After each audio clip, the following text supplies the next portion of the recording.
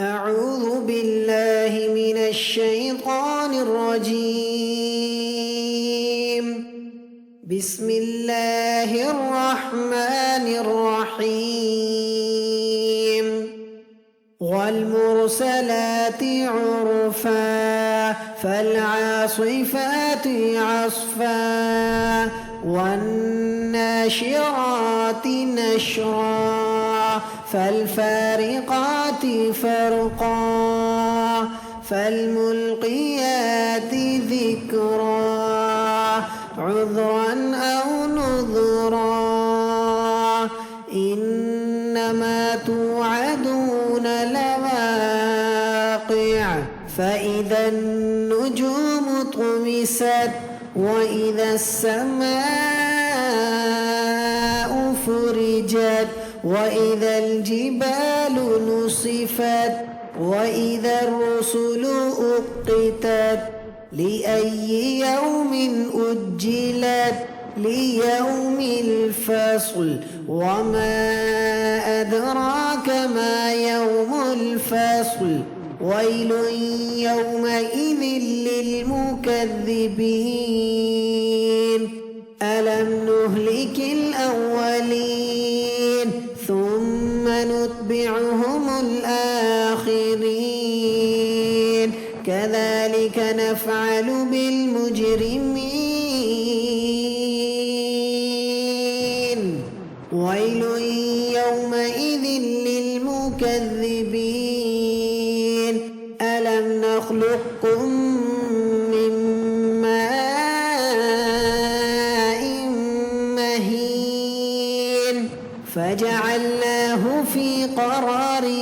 مكين إلى قدر معلوم فقدرنا فنعم القادرون ويل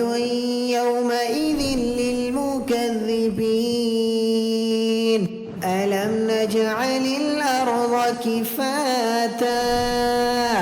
أحياء وأمواتا وجعلنا فيها رواسي شامخات وأسقيناكم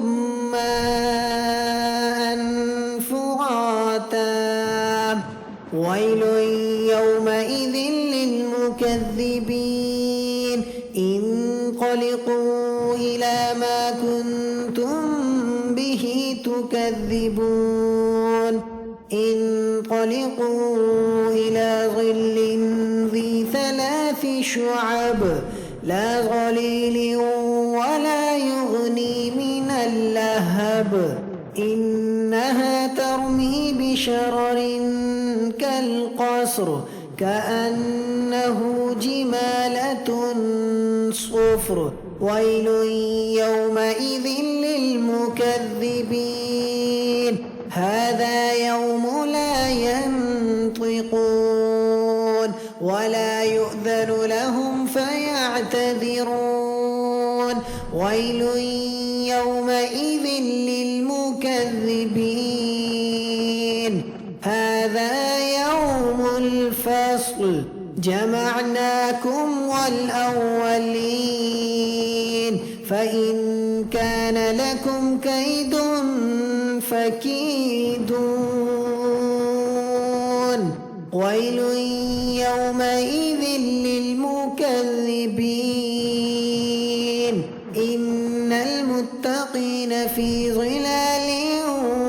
وعيون وفواكه مما يشتهون كلوا واشربوا هنيئا بما كنتم تعملون إنا كذلك نجزي المحسنين ويل يومئذ للمكذبين كلوا وتمتعوا قليلا إنكم مجرمون ويل يومئذ للمكذبين وإذا قيل لهم اركعوا لا يركعون ويل يومئذ للمكذبين فبأي حديث